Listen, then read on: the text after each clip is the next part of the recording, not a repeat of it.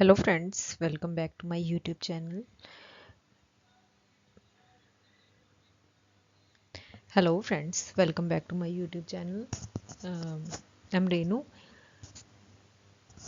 आज हम डिस्कस करने वाले हैं कंज्यूमर प्रोटेक्शन एक्ट 2019. राइट, बहुत इंपॉर्टेंट टॉपिक है. एंड इस ये एक्ट क्या है, नया इंट्रोड्यूस हुआ है. सबसे पहले हमारे पास था कंज्यूमर प्रोटेक्शन एक्ट 1986, बट 2019 में इसको अमेंड किया गया एंड देन हमारे पास नया एक्ट आया consumer protection act 2019. So let's start. Consumer protection act 2019 number 35 of 2019. ये आया था 9 अगस्त 2019 को.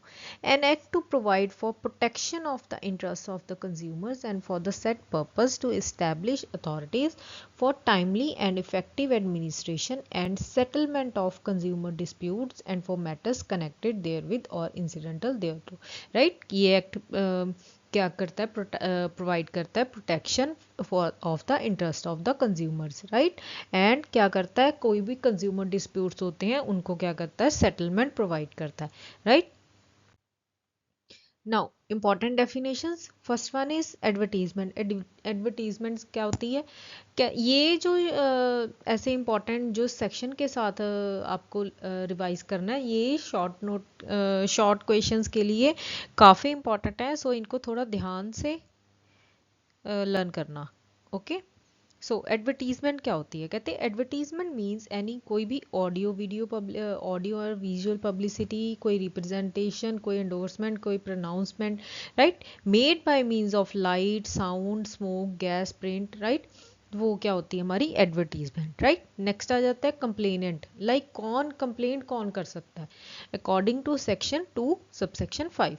कंप्लेनेंट मीन्स कोई एक कंज्यूमर हो सकता है, any voluntary consumer association registered under any law, कोई central government, state government, central authority हो सकती है, one or more consumers where there are numerous consumers having the same interest. in case of death of a consumer उसके legal heir और legal representative हो सकते हैं. in case of consumer जो कि एक minor है, उसके parents और legal guardian हो सकते हैं. right, so ये कौन होते हैं, these are considered as a complainant. Next complaint क्या होती है. Complaint means any allegation in writing made by a complainant for obtaining any relief provided under the Consumer Protection Act 2019. Right, कोई भी allegation जो कि राइटिंग में complainant के द्वारा थ्रू की जाती है. एंड अनफेयर कॉन्ट्रैक्ट और अनफेयर ट्रेड प्रैक्टिस, और कोई भी रिस्ट्रिक्टेड ट्रेड प्रैक्टिस की गई हो. The goods bought by him or agreed to be bought by him suffer from one or more defects. जो सर्विसेज उसने हायर करी हैं या उसको प्रोवाइड की गई हैं, that are suffer from any deficiency. Right, a trader or a service provider had charge for the goods or the services mentioned, like a price in excess of the price, जो कि law के अंदर fix किया गया, उससे ज़्यादा price charge करना. Right, display on the goods or any package containing such goods. So ये सब चीज़ें आ जाती हैं कंप्लेंट में. Any and also the goods which are hazardous to life and safety, जो कि हमारी लाइफ के लिए, हमारी सेफ्टी के लिए हजार्डस हैं, वो गुड्स को कोई अगर सेल कर रहा है. राइट, सो ये सब आ जाती है हमारी कंप्लेंट में.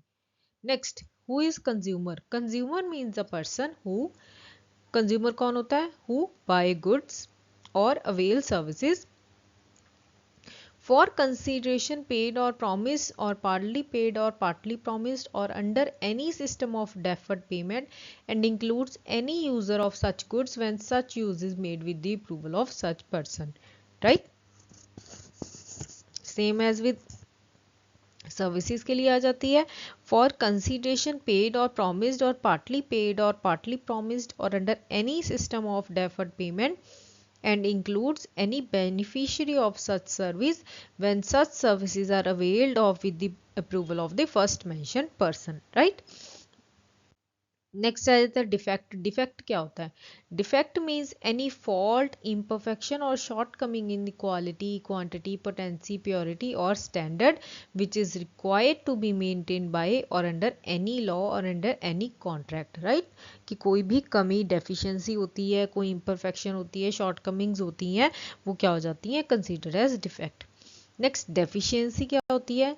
Deficiency means any fault, imperfection, shortcoming or inadequacy in the quality, nature and manner of performance which is required to be maintained by or under any law, right. Next आ जाते हैं important कि consumer rights क्या होते हैं। There are 6 rights जो कि important हैं, कंज्यूमर को प्रोवाइड किए गए हैं। कितने राइट्स हैं? 6 राइट्स हैं। First one is right to be protected against marketing of goods and services which are hazardous to life and property. Right to be protected. कहाँ से? कि अगर कोई गुड्स एंड सर्विसेज की मार्केटिंग हो रही है जो कि हमारी लाइफ एंड प्रॉपर्टी के लिए हाजार्डस है, राइट। नेक्स्ट आ जाता है right to be informed about the quality, quantity, potency, purity, standard and price of goods and services so as to protect the consumer against unfair trade practices. कि consumer को right है कि उसको inform किया जाना चाहिए अगर कोई भी अनफेयर ट्रेड प्रैक्टिसेस हो रही हैं। The right to be assured wherever possible access to a variety of goods and services at competitive prices। कि वो ये एश्योर किया जाना चाहिए कि वो उसको जो गुड्स एंड सर्विसेज हैं वो अवेलेबल होनी चाहिए। Right to be heard and to be assured that consumers interest will receive due consideration at appropriate forums, right। उनको सुना जाना चाहिए। नेक्स्ट आ जाता है right to seek redressal against unfair trade practices और रेस्ट्रिक्टिव ट्रेड प्रैक्टिसेस और unscrupulous exploitation of consumers, right. कि उसको क्या है, जस्टिस मिलना चाहिए अगर उसके साथ कोई अनफेयर ट्रेड प्रैक्टिसेस हुई हैं। नेक्स्ट आ जाता है right to consumer awareness. Consumer की अवेयरनेस का उसको पूरा राइट है, वो अपनी इंफॉर्मेशन के लिए कुछ भी इंफॉर्मेशन वो क्या कर सकता है, क्वेरीज कर सकता है, right. So these are the consumer rights. Next and most important आ जाती है हमारे पास councils. First one is central consumer protection council. The central government has the power to establish the Central Consumer Protection Council, जिसको कि हम central council भी बोलते हैं। सेंट्रल काउंसिल क्या होती है? एक एडवाइजरी काउंसिल होती है। The chairman of the Central Council shall be minister in charge of the Department of Consumer Affairs in the central government, right। जो उनके चेयरपर्सन होने चाहिए वो क्या होने चाहिए? डिपार्टमेंट ऑफ कंज्यूमर अफेयर्स में चेयरमैन मिनिस्टर होने चाहिए। Central council will have such number of other official और non official members representing such interest as may be prescribed. कि उसमें सेंट्रल काउंसिल में ऑफिशियल और ऑल्सो नॉन ऑफिशियल मेंबर जितने की प्रेस्क्राइब किए गए हैं होने चाहिए। नाउ मीटिंग्स कितनी होनी चाहिए? The central council shall meet and as when necessary but at least 1 meeting held every year. एक साल में एक मीटिंग क्या है उनकी होनी चाहिए, right. The central council shall meet at such time and place as the chairperson may think fit. वो तब भी उस टाइम पे भी मिल सकते हैं जब चेयरपर्सन क्या है ज़रूरी समझे। नाउ ऑब्जेक्टिव्स क्या होते हैं? Object of the Central Council shall be to render advice on promotion and protection of the consumer rights under the Act, right। Next one आ जाता है हमारे पास state consumer protection council. Every state government empowers to establish a state consumer protection council to be known as state council, right। ये भी क्या है? Advisory council होता है। चेयरपर्सन जो होने चाहिए वो क्या होने चाहिए? मिनिस्टर होने चाहिए। किस में होने चाहिए? Consumer affairs in the state government. वहाँ पे थे सेंट्रल गवर्नमेंट में, यहाँ पे है स्टेट गवर्नमेंट में होनी चाहिए। State government will have such number of other official और non official members representing such interest as may be prescribed, right. Central state government में भी उतने ही ऑफिशियल और नॉन ऑफिशियल मेंबर्स होने चाहिए जितने प्रेस्क्राइब किए गए हैं। State Council shall also have such number of other official or non-official members not exceeding 10 as may be nominated by central government। कितने हो सकते हैं बट 10 से ज़्यादा नहीं होने चाहिए। और उनको कौन नॉमिनेट करेगा? नॉमिनेट करेगी central government. Clear? Now meetings की बात करें, the state council shall meet as and when necessary but not less than 2 meetings shall be held every year, right. Central government के लिए 1 मीटिंग जरूरी थी बट स्टेट गवर्नमेंट में 2 meetings एक साल में होनी चाहिए। The state council shall meet at such time and place as the chairperson may think fit, right. Now objectives क्या होते हैं सेंट्रल काउंसिल के? स्टेट काउंसिल आएगा यहाँ पे, The objects of every state council shall be to render advice on promotion and protection of consumer rights under the act within the state. कि state के अंदर जो क्या करना, protection करनी consumer rights की, right? नेक्स्ट हमारे पास है district consumer protection council. The state government empowers to establish for every district a district consumer protection council, जिसको कि डिस्ट्रिक्ट काउंसिल बोलते हैं. हर डिस्ट्रिक्ट के लिए होनी चाहिए. द डिस्ट्रिक्ट काउंसिल क्या होनी चाहिए? एडवाइजरी काउंसिल होने चाहिए. चेयरपर्सन जो होने चाहिए वो कौन होने चाहिए? Shall be collector of the district, right? Collector होने चाहिए डिस्ट्रिक्ट के. And district council shall have such number of other official and non-official members representing such interest as may be prescribed. Now next हमारे पास meetings कितनी होनी चाहिए? The district council shall meet as and when necessary but not less than 2 meetings shall be held every year. एक साल में कम से कम, नॉट लेस देन मीन्स कम से कम 2 मीटिंग्स ज़रूरी हैं. The district council shall meet at such time and place with in the district as the chairperson may think fit.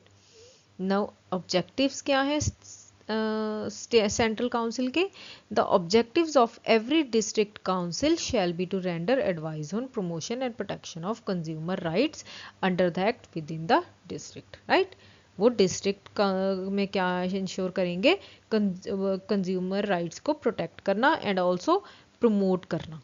Clear? Next, central consumer protection authority.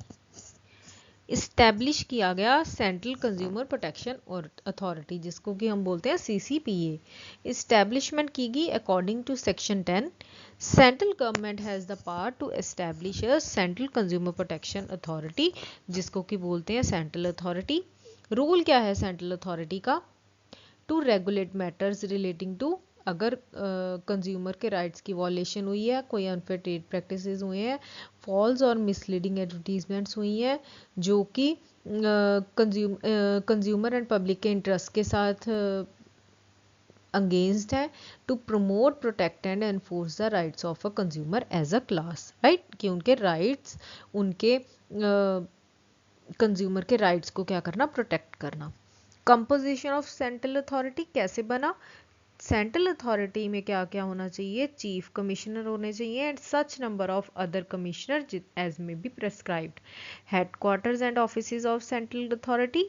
The headquarters of central authority shall be at Delhi and it shall have regional and other offices in any other place in India as the central government may decide, right? कि उनके जो regional और other offices हैं वो India में होने चाहिए किसी भी प्लेस पे जहाँ पे सेंट्रल गवर्नमेंट डिसाइड करे.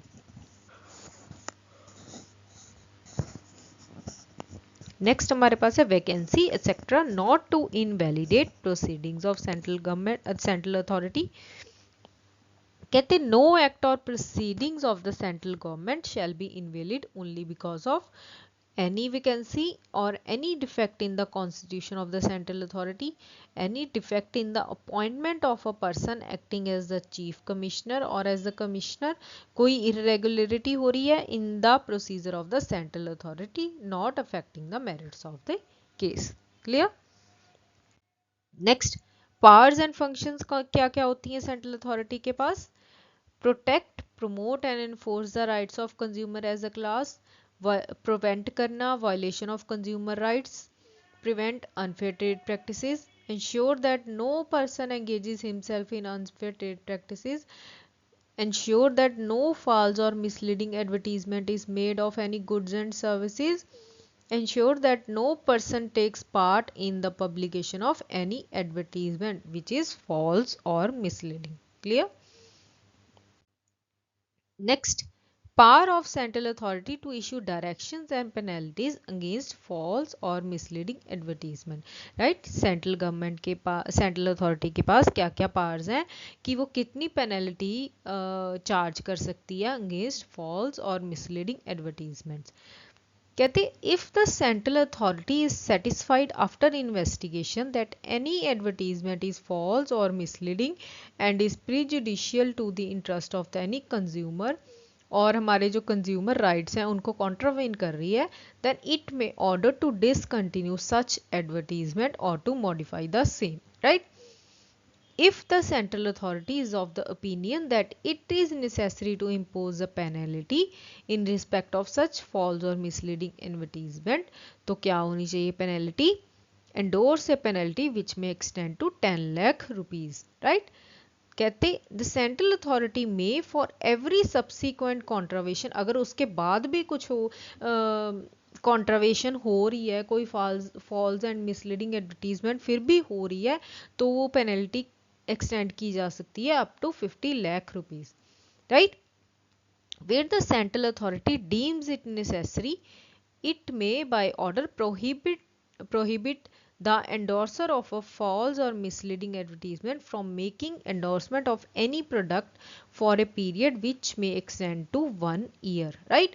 कि कहते अगर कोई सेंट्रल अथॉरिटी ज़रूरी समझती है तो वो क्या कर सकती है, वो उस प्रोडक्ट की एंडोर्समेंट जिसके लिए फॉल्स और मिसलीडिंग एडवर्टीजमेंट की जा रही थी उसको बैन किया जा सकता है अप टू 1 ईयर तक.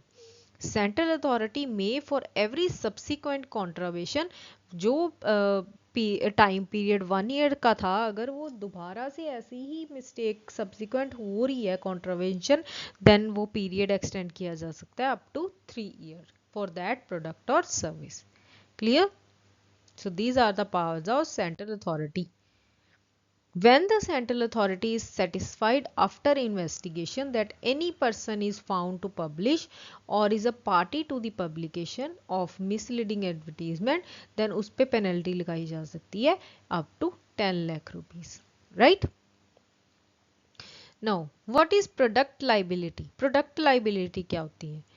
Product liability is the responsibility of a product manufacturer or product seller of any product or service to compensate for any harm caused to a consumer by such defective product manufactured or sold by deficiency in service.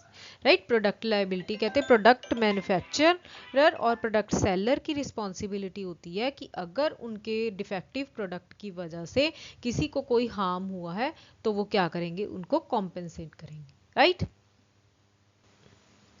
Against whom product liability action can be taken, कि किसके किसके against जो product liability action है वो लिया जाता है. Product liability action में भी brought by a complainant against कोई product manufacturer, कोई service provider और कोई product seller, राइट. कि जिनसे भी उसने प्रोडक्ट लिया होगा, वो प्रोडक्ट मैन्युफैक्चरर भी हो सकता है, सर्विस प्रोवाइडर भी हो सकता है, प्रोडक्ट सेलर भी हो सकता है, तो उनके खिलाफ क्या है, कंप्लेनेंट उनके अगेंस्ट एक्शन ले सकता है. Liability of product manufacturer. Now product manufacturer की क्या क्या लाइबिलिटी होती है? The product contains a manufacturing defect, the product is defective in design, कोई डिज़ाइन में डिफेक्टिव है, राइट. कि कोई deviation from manufacturing specifications, the product does not conform to the express warranty, the product fails to contain adequate instructions of the correct usage to prevent any harm or warning regarding improper or incorrect usage, right. कि कोई भी adequate instructions नहीं provide किए हुए, rather than कि अगर उसको improperly use करेंगे तो उससे क्या हो सकता है, right.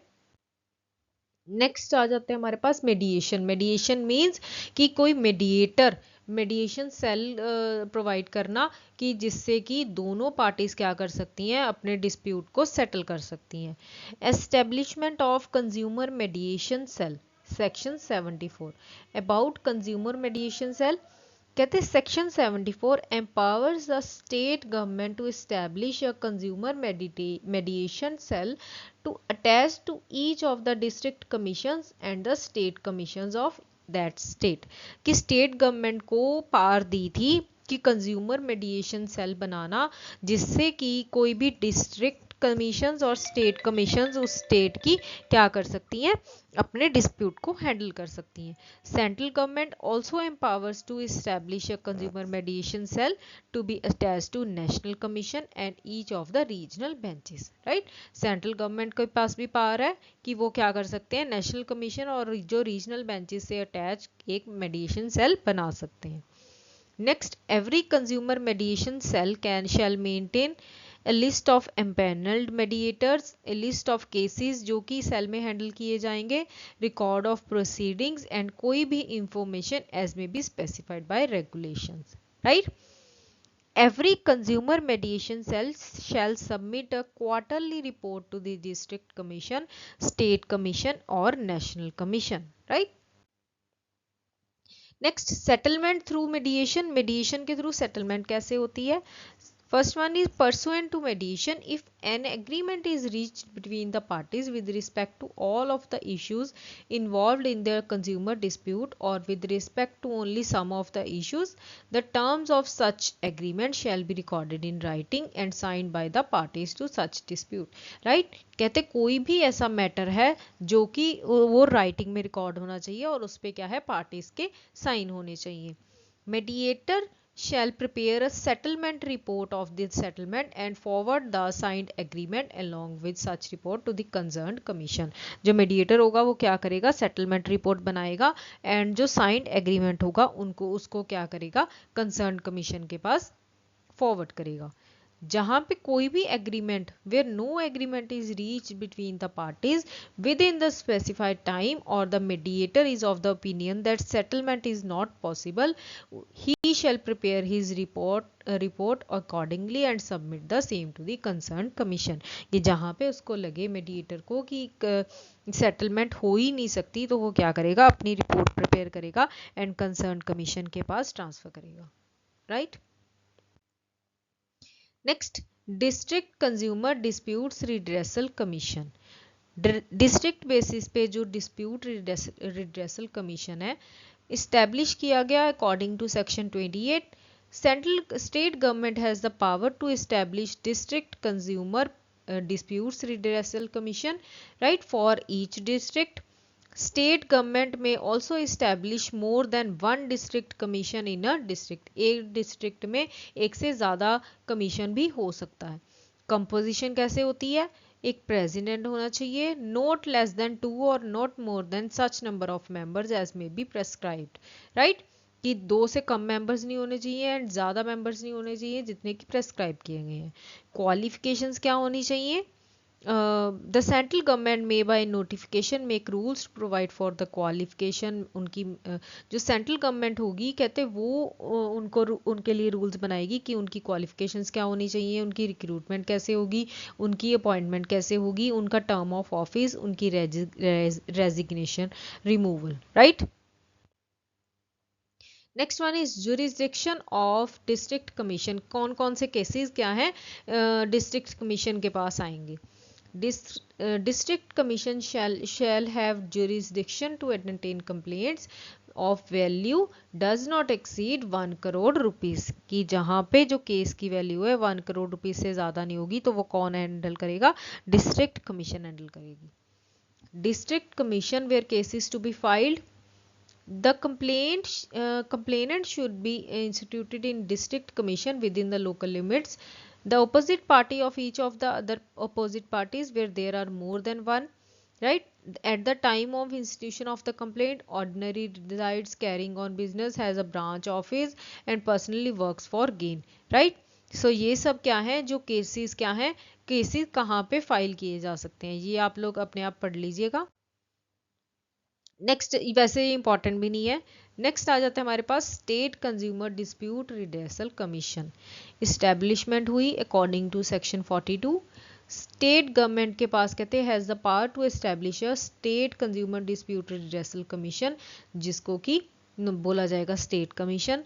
कंपोजिशन कैसे होती है, एक प्रेसिडेंट होना चाहिए, not less than 4 and not more than such members as may be prescribed, right. Qualifications, तो उनकी अपॉइंटमेंट क्वालिफिकेशन वगैरह कौन देखेगा, सेंट्रल गवर्नमेंट देखेगी।